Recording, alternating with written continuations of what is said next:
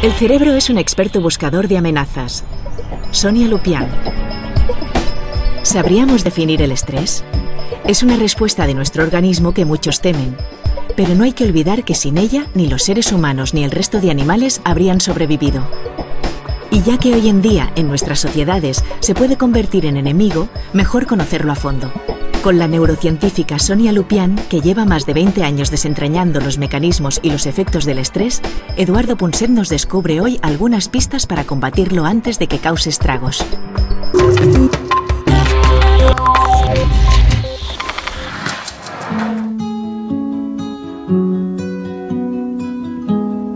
Es curioso, pero una vez más nos encontramos en una situación en la que la gente en general tiende a creer que el estrés lo provoca el exceso de trabajo y la falta de tiempo. Y luego cuando empezamos a escarbar lo que le pasa a la gente por dentro, descubrimos que esa no es la razón, que las razones del estrés son otras. Lo van a ver en redes esta noche.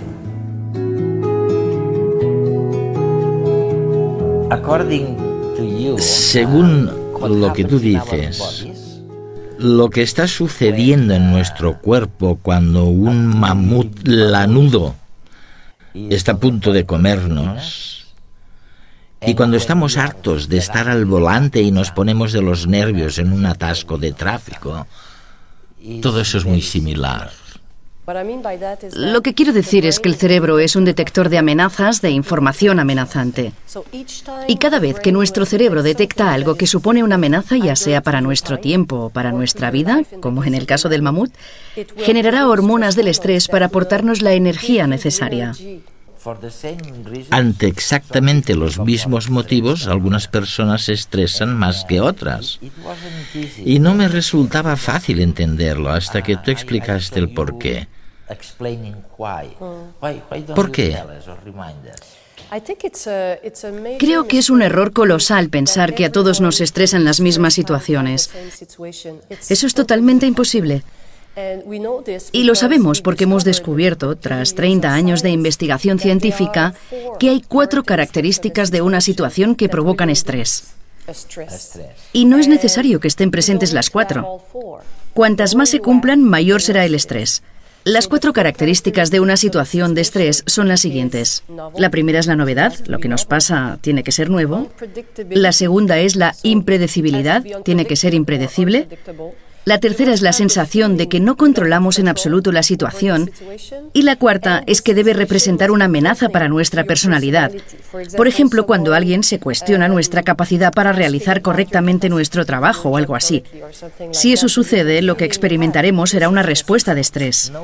No resulta sorprendente, pues, que en épocas de crisis las personas tiendan a sentirse más estresadas, ¿no? Es una situación nueva. Es impredecible. Sí. Controlar mucho menos. O sea que la gente debiera estar más estresada. Pero ¿cómo se lucha contra ese estrés? ¿Se puede evitar? Lo primero que hay que hacer es entenderlo. Tras 20 años investigando el estrés, no creo que la gente sepa lo que es. Todo el mundo cree saberlo, pero el caso es que no tienen ni idea de qué es. Una vez hice un sondeo entre 1000 personas. Les pedí que me dijeran qué era el estrés para ellos y la mayoría lo definió como presión por falta de tiempo. Según eso, nos estresamos cuando no tenemos tiempo para hacer todo lo que querríamos hacer en el periodo que nos hemos reservado para ello. Por culpa de esta definición, la mayoría me dijo que los niños y las personas mayores no padecen estrés. No se estresan. Es un error garrafal. Su cerebro es más vulnerable en el caso de los niños porque todavía se está desarrollando. En el caso de las personas mayores, por el proceso de envejecimiento. Por eso, si empezamos a contarle a la gente lo que es el estrés, podrán empezar a entender cómo abordarlo, porque la mejor manera de afrontar el estrés es conocer sus 4 características y encontrar un plan B, como yo lo llamo. Hay que preguntarse, ¿qué puedo hacer? Y luego buscar una estrategia.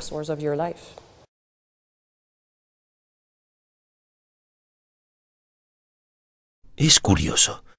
Nuestro cerebro ante una situación de estrés actúa como lo haría hace 20.000 años. Me explico. Bien te persiga, por ejemplo, un mamut, o bien estés esperando una llamada del jefe, tu cerebro reacciona de la misma forma. Hace saltar la alarma. Tú ya piensas que te van a despedir y decides huir o luchar. La parte racional del cerebro trata de convencerte de que no pasa nada, pero la parte más irracional ya se prepara para la pelea y dilata las pupilas para ver bien el peligro venir. El cerebro lleva sangre a los músculos que se tensan para la pelea. Aumenta la presión sanguínea y abre las venas y le dice al estómago y a los riñones que dejen de trabajar. Contrae los capilares de la piel, quiere minimizar la pérdida de sangre en caso de heridas. Tu cuerpo cambia, estás pálido y aumenta tu temperatura. El cerebro ordena abrir las escotillas de las glándulas del sudor. Aumenta la sudoración y el corazón aumenta las palpitaciones. Los pulmones se ponen a dar oxígeno. Ya estás preparado para la lucha. Claro, si fuera necesario. Porque una cosa es que un mamut te persiguiera hace miles de años y otra que te montes una película por una simple llamada de teléfono. Bienvenido al estrés contemporáneo. Investigar sobre el estrés, ¿te ha enseñado algo sobre la felicidad o sobre por qué las personas tienden a ser infelices o cuándo podrían ser felices? Si estás estresado, tienes miedo, probablemente eso es la negación de la felicidad. Así que las personas estresadas son infelices. Pues no sé yo si estudiar el estrés durante 20 años me ha enseñado algo sobre la felicidad. Lo que sí sé, y de eso estoy segura, es que la felicidad no consiste en la ausencia de estrés. Una vez leí un libro cuyo título decía algo así como «Libérese del estrés para siempre». Pues bien, si te liberas completamente del estrés, estás muerto. Vamos, que en esta vida necesitas un poco de estrés. Cuando hablas con personas felices, verás que siempre se marcan pequeños retos que desean conseguir. Pero la diferencia es que conocen, por así decirlo, su resistencia al estrés y cuando el estrés es excesivo, frenan. ¿Y qué hay de los distintos tipos de estrés? Me refiero a que está el estrés absoluto, un tsunami o algo así, ante lo que no se puede hacer nada, absolutamente nada. Y luego está desafíos más relativos. ¿O siempre es lo mismo?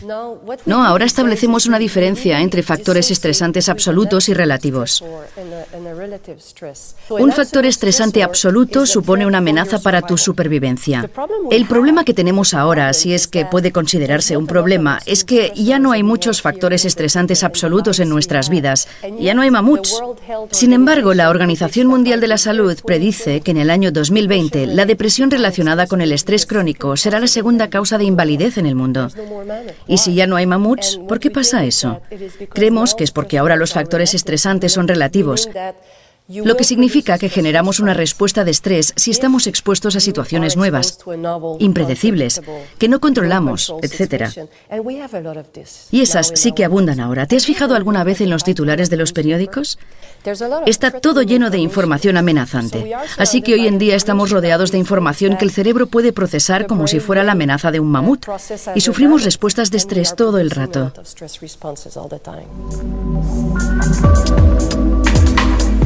La vida moderna está programada a través de horarios, normas y códigos que ordenan nuestra vida diaria y nos dan una mayor seguridad. Sin embargo, y a pesar de ello, en el siglo XXI sufrimos más que nunca de enfermedades relacionadas con los nervios, el estrés y los miedos injustificados.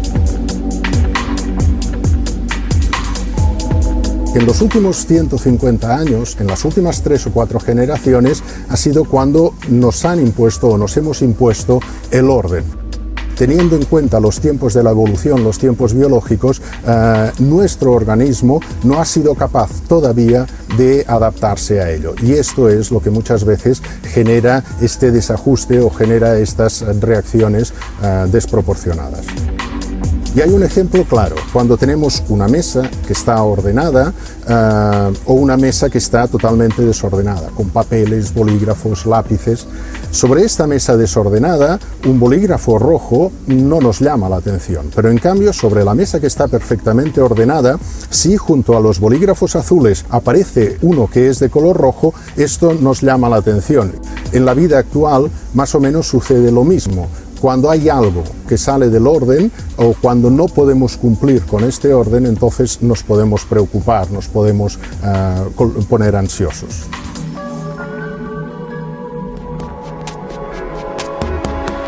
El cuerpo humano está preparado para responder a las amenazas. En realidad, cuando nuestros ancestros vivían en la selva, vivían en los bosques, se encontraban a menudo con osos, con leones y tenían que responder, tenían que luchar contra ellos o bien tenían que salir corriendo hasta que encontraban un árbol y ahí reposaban, descansaban de esta situación amenazante. En la ciudad sucede algo distinto. En la ciudad las amenazas no son puntuales, sino que son amenazas continuas y a veces vamos encadenando una tras otra. Esto lo que hace es que no tengamos tiempo para reparar nuestro organismo y que todo se convierta en un estrés crónico. Vivimos como cuando en el ordenador tenemos muchas pestañas abiertas al mismo tiempo. Queremos hacerlo todo a la vez, no nos concentramos en nada en concreto y nos colapsamos. Es como si nuestro cerebro fuera un embudo, que tiene un tope, y cuando lo rebasamos sufrimos de estrés. Ante una situación estresante, nuestro organismo produce una hormona que se llama cortisol. Es la sustancia que nos permite correr más, que permite que el corazón bombee más sangre, incluso que nos permite no sentir tanto el dolor de una herida ocasional que nos podamos producir. Si nuestro organismo fabrica cortisol, ¿no será también capaz de fabricar otras hormonas que puedan revertir sus efectos? ¿Como un antídoto ante el estrés? ¿Cómo puedo saber? ¿Cómo puedo saber si soy una víctima del estrés crónico? ¿Cómo sé que es crónico? Es la pregunta del $1.000.000. ¿Cómo saber cuándo es demasiado tarde? Nadie lo sabe. Yo siempre lo divido en 3 fases para que la gente pueda hacerse una idea de cómo funciona. La primera fase es cuando el estrés empieza a cronificarse. La digestión cambia. Cuando empiezas a tener problemillas con la digestión y debes tomarte pastillas cada 2 por 3, es cuando tienes el primer signo de que algo va mal. Con los niños es la primera señal. Se quejarán de dolor abdominal, pero es el estrés. Y luego sigues adelante, sigues y sigues y sigues. En algún momento el cerebro te pedirá algo bueno. Es como si te dijera, he trabajado muchísimo estos días, necesito algo bueno. Un poco de glucosa. En este punto beberás más alcohol, fumarás más. Y si no bebes ni fumas, qué sé yo, tal vez empieces a tomar más helados. Cualquier cosa que te guste, empezarás a tomarla más porque el cerebro necesita algo para calmarse. Esta sería la segunda fase. En la tercera fase es cuando enfermas. Ahora tienes problemas de memoria, cambios en la personalidad. Te enojas más rápidamente. Aquí es cuando puede aparecer la sensación de estar quemado y la depresión.